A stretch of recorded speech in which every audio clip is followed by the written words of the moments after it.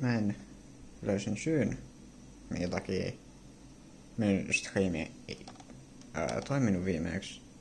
Sä et minun dock, siis tää asema. Se on rikki. Se ei tunnista enää yhden striimin jälkeen.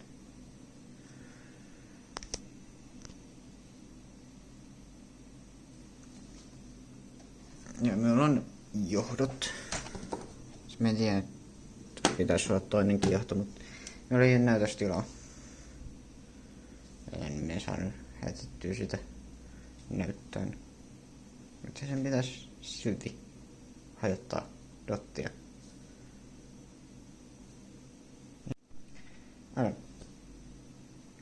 Mä toivon, että mä en just hajottanut minun niinku tätä asemaa. Koska mä käytin tuota ilman, että se oli minun näytössä. Koska minun näytössä on vain yksi paikka ja minä takoin sen pöytäkoneella. Ja viime striimin jälkeen mä en edes koskenut tähän. Tai siis sen onnistuneen 2 tunnin striimin jälkeen.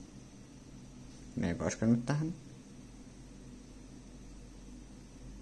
Ne yritän päivittää.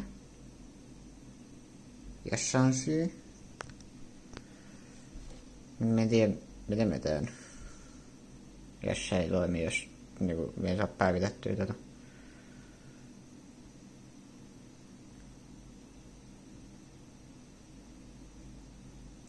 Koska se ei myöskään lataa.